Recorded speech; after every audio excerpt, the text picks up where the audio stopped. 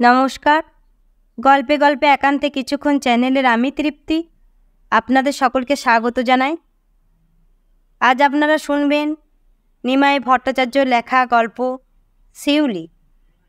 তাহলে চলুন শুরু করি আজকের গল্প শিউলি। মালপত্র গুছিয়ে রাখার পর হটকেসটাকে দেখিয়ে শৈবাল বললেন, দোয়েল কোয়েল, তোমরা আগে দাদুনকে খাইয়ে দিও, তারপর তোমরা দুজনে। উনি কথাটা শেষ করার আগেই দোয়েল একটু হেসে বলল, তোমার ভয় নেই, তোমার বাবাকে আমরা না খাইয়ে রাখবো না। এবার উনি মেয়েদের দিকে তাকিয়ে বলেন, তোমরা দাদুনকে একলা রেখে কোথাও যাবে না, দাদুনের সব কথা শুনবে। কোয়েল সঙ্গে সঙ্গে দাদুনের গলা জড়িয়ে ধরে বেশ গম্ভীর হয়ে বলে, এই বুড়ো, শুনলে তো ছেলের কথা, আমাদের পারমিশন না নিয়ে তুমি কোথাও যেতে পারবে না। দোয়েল বলে, তুই কিছু চিন্তা করিস না কোয়েল, পুরীতে তো দাদু ছেলেকেও কাছে পাবে না, পুত্রবধূকেও কাছে পাবে না। আমরা যা বলবো বুড়োকে তাই শুনতে হবে। ওদের কথাই শুধু শৈবাল আর বৃদ্ধ অনিলবাবু না, সামনের বার্থের বৃদ্ধা ও মধ্যবয়সী ভদ্রলোকও হাসে। শৈবাল ওই ভদ্রলোককে জিজ্ঞেস করেন, আপনারাও কি পুরী যাচ্ছেন? উনি পাশের বৃদ্ধাকে দেখিয়ে বলেন, আমার মাসিমা যাচ্ছেন, আমি যাচ্ছি না। শৈবাল বৃদ্ধার দিকে তাকিয়ে বলেন, মাসিমা, আপনিও মেয়ে দুটো দিকে একটু খেয়াল রাখবেন। দোয়েল সঙ্গে সঙ্গে বলে, দিদাকে কিচ্ছু করতে হবে না, আমরাই দিদাকে দেখব। বৃদ্ধা একগাল হাসি হেসে বলেন, আমার মতো বুড়িকে দেখাশোনা করতে তোমাদের কষ্ট হবে না তো? না না, কিছু কষ্ট হবে না। দোয়েল মুহূর্তের জন্য থেমে বলে, এই বুড়োকে যদি সামলাতে পারি তাহলে আপনার মতো সুন্দরী দিদাকে দেখাশোনা করতে আমাদের কোনো অসুবিধে হবে না। বৃদ্ধা চাপা হাসি হেসে বলেন, আমাকে আর সুন্দরী বলো না, তোমাদের মতো সুন্দরী তো চোখেই পড়ে না।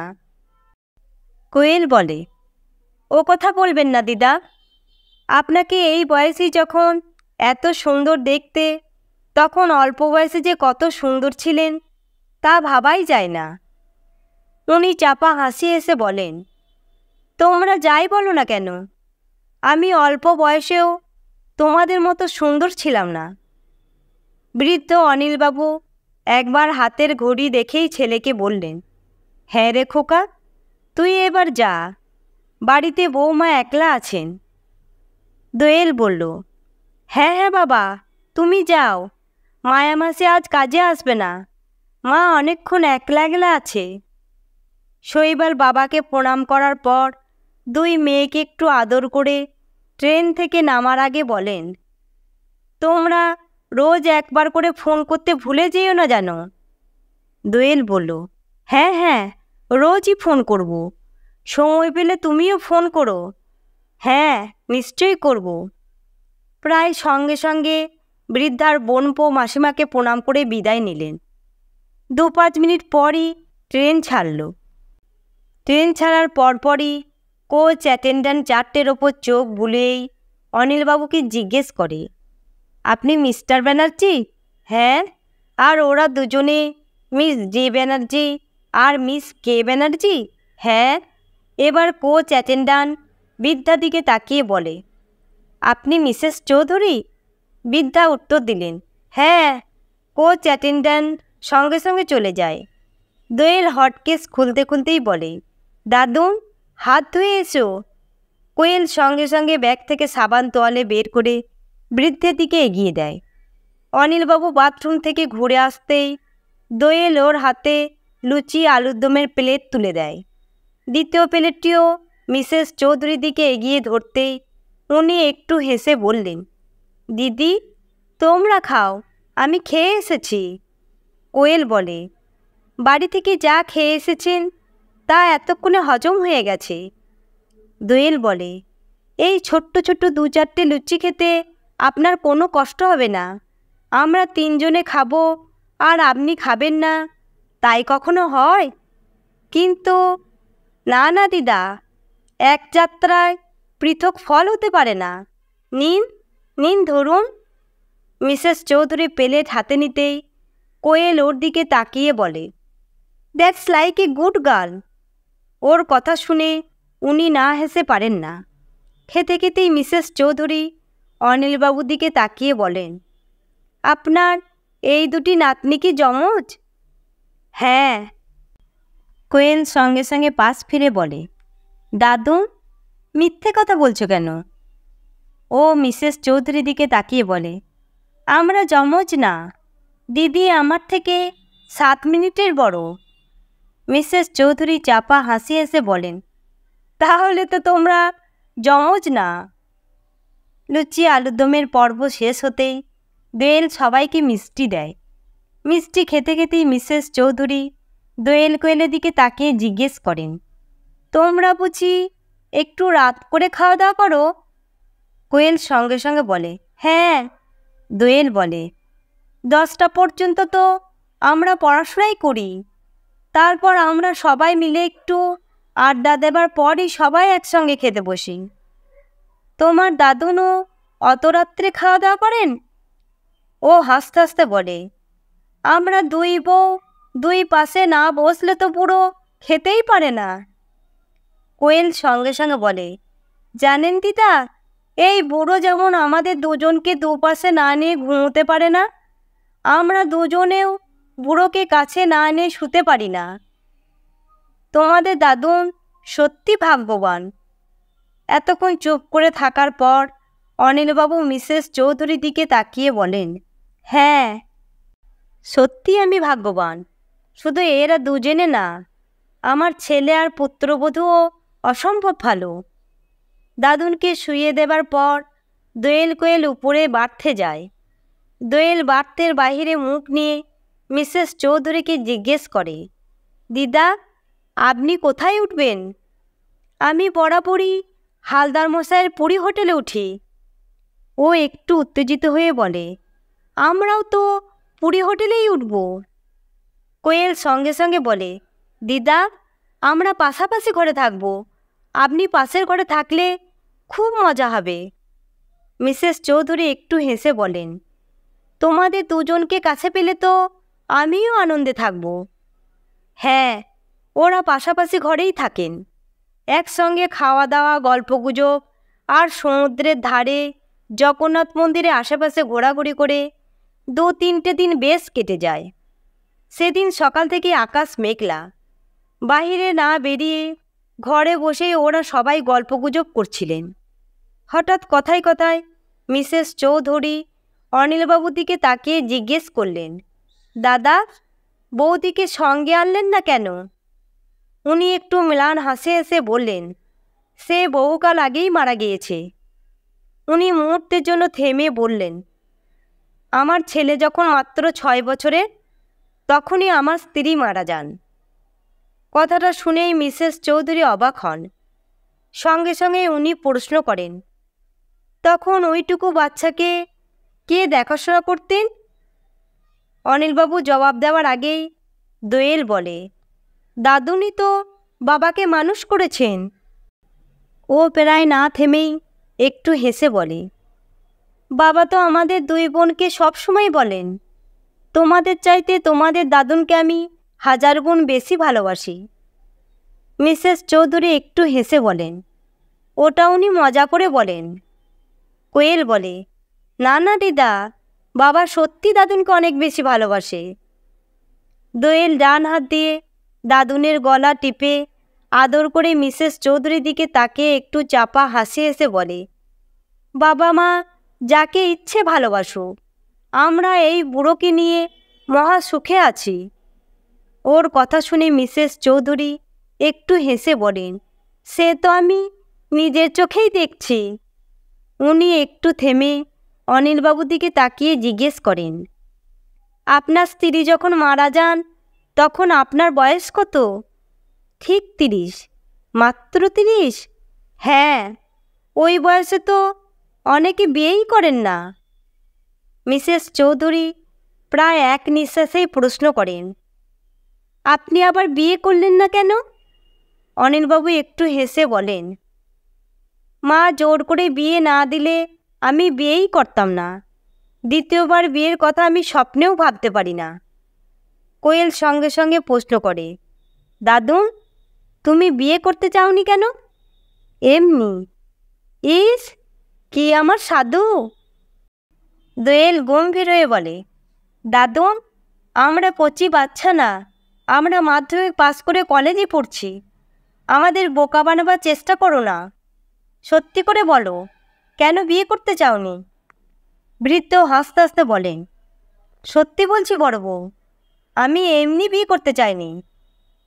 কোয়েল ফৌজদারি উকিলের মতো জেরা করে, সত্যি করে বলো তো, কোনো মেয়ের প্রেমে পড়েছিলে কিনা? ওর প্রশ্ন শুনে শুধু অনিলবাবু না, মিসেস চৌধুরীও হো হো করে হেসে ওঠেন। দাদুন, হাসি দিয়ে ছোট বউকে ভোলাতে পারবে না, আমার কথার জবাব দাও। সত্যি বলছি ছোট বউ। বৃদ্ধকে কথাটা শেষ করতে না দিয়েই দোয়েল বিদ্যুৎ গতিতে ওর দুটি হাত ওদের দুই বোনের মাথায় চেপে ধরে গম্ভীর হয়ে বলে, আমাদের মাথায় হাত দিয়ে মিথ্যে কথা বলবে না। বৃদ্ধ একটা চাপা দীর্ঘশ্বাস ফেলে একটু ম্লান হাসি হেসে বলেন, হ্যাঁ বড় বউ, আমি সত্যি একটা মেয়েকে ভালোবাসতাম। দোয়েল সঙ্গে সঙ্গে বলে, that's like a good boy. Koel বলল, তোমার মতো হ্যান্ডসাম ছেলে যৌবনে প্রেমে পড়েনি, তাই কখনো হয়? ওদের কাণ্ড কারখানা দেখে মিসেস চৌধুরী শুধু হাসেন। দোয়েল বৃদ্ধের মুখের সামনে মুখ নিয়ে প্রশ্ন করে, যে মেয়েটিকে ভালোবাসতে, তার নাম কি? শিউলি। কোয়েল চিৎকার করে বলে, হাউ রোমান্টিক! দোয়েল আবার প্রশ্ন করে, উনি নিশ্চয়ই খুব সুন্দরী ছিলেন? হ্যাঁ বড় বউ, শিউলি খুবই সুন্দরী ছিল। বৃদ্ধ অনিলবাবু মুহূর্তের জন্য থেমে একটু হেসে বলেন, ও লেখাপড়ায় যেমন ভালো ছিল, সেই রকমই ভালো গান গাইতে পারত। কোনো মতে হাসি চেপে কোয়েল জিজ্ঞেস করে, কিভাবে তোমাদের ভাব হলো? বৃদ্ধ চাপা হাসি হেসে বলেন, আমার বাবার মতো শিউলির বাবা রেলের ডাক্তার ছিলেন। আমরা পাশাপাশি বাংলোয় থাকতাম। প্রথম যখন আলাপ হয়, তখন তোমাদের বয়স কত? গম্ভীর হয়ে প্রশ্ন করে দোয়েল। আমাদের কারুরই বয়স বেশি ছিল না, বলতে পারো কিশোর কিশোরীর প্রেম। কিন্তু দুজনেই দুজনকে খুব ভালোবাসতাম। কোয়েল হাসতে হাসতে বলে, দাদুন, তুমি কি পাকাই ছিলে! যাই বলো ছোট বউ, শিউলিকে দেখলে, তার সঙ্গে মেলামেশা করলে তোমরাও তাকে না ভালোবেসে থাকতে পারতে না। দোয়েল প্রশ্ন করে, শিউলিকে বিয়ে করলে না কেন? আমার বাবা তখন কলকাতা থেকে ধানবাদ বদলি হয়ে গেছেন। আমি বেনারস হিন্দু ইউনিভার্সিটিতে পড়ছি। ওই সময় হঠাৎ জানতে পারলাম শিউলির বাবা মা অ্যাক্সিডেন্টে মারা গিয়েছেন। ও মাই গড! দোয়েলের মুখ থেকে কথাটা বেরিয়ে যায়। ওই অ্যাক্সিডেন্টের পরই শিউলি আর ওর দিদিকে বোধহয় কোনো আত্মীয় নিয়ে যায়।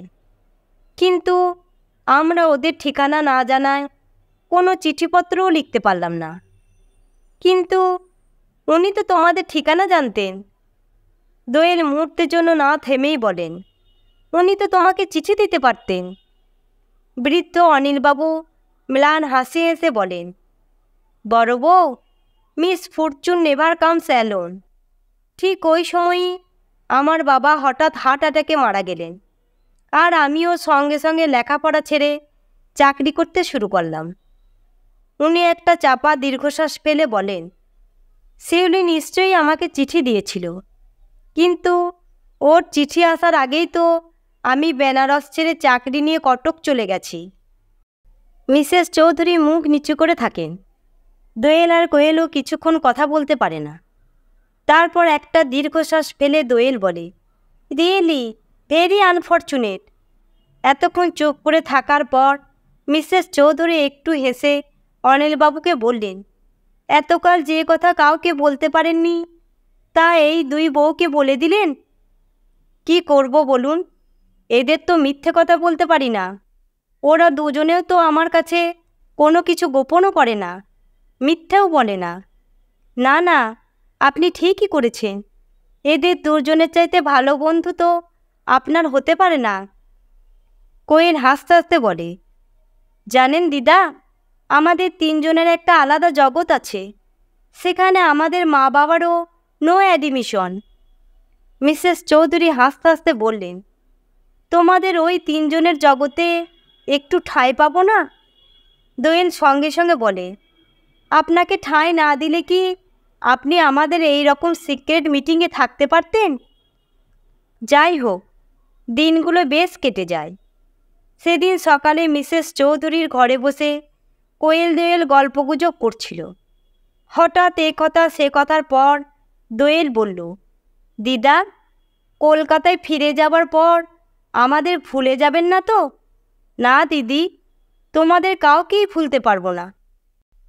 মিসেস চৌধুরী একটু ম্লান হাসি হেসে বলেন, দিদি, এ সংসারে কিছু কিছু মানুষকে সারা জীবনই একা থাকতে হয়। আমি এই রকমই এক অভাগিনী। আমি কারুর বাড়িতেই বিশেষ যাই না।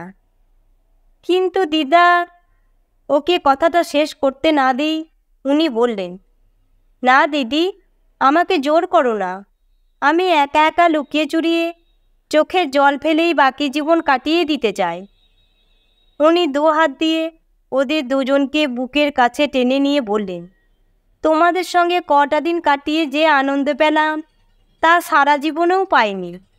তোমাদের কথা আমি কোনো দিন ভুলব না। পরের দিন সকালে দাদুনকে সঙ্গে নিয়ে বেড়াতে বেরিয়ে দোয়েল কোয়েলের সঙ্গে ওদের এক বন্ধু ও তার মা বাবার সঙ্গে দেখা। ওই বন্ধু জোর করে দোয়েল কোয়েলকে ওদের হোটেলে নিয়ে গেল। বলল সন্ধ্যের আগেই ফিরে আসবে। বিকেলবেলায় চা খেয়ে অনিলবাবু বারান্দায় বসেছিলেন নাতনিদের পথ চেয়ে। হঠাৎ মিসেস চৌধুরী হাজির। অনিলবাবু মুহূর্তের জন্য ওর দিকে তাকিয়ে বললেন, বেড়াতে বেরোচ্ছেন? আমি কলকাতা ফিরে যাচ্ছি। আজই? হ্যাঁ। উনি মুহূর্তের জন্য থেমেই হঠাৎ নিচু হয়ে অনিলবাবুকে প্রণাম করেই ম্লান হাসি হেসে বললেন, আমাকে চিনতে পারলে না? অনিলবাবু অবাক বিস্ময়ে ওর দিকে তাকিয়ে বলেন, না, ঠিক। আমি শিউলি। তুমি শিউলি? হ্যাঁ। মিসেস চৌধুরী আর এক মুহূর্ত না দাঁড়িয়ে আঁচল দিয়ে মুখ চেপে ধরে ঝড়ের বেগে ঘর থেকে বেরিয়ে গেলেন। এখানেই শেষ হলো নিমাই ভট্টাচার্য লেখা গল্প শিউলি। গল্পটি ভালো লাগলে লাইক, শেয়ার ও সাবস্ক্রাইব করবেন। আর আপনার মূল্যবান মতামত কমেন্ট করে অবশ্যই আমাকে জানাবেন। ধন্যবাদ।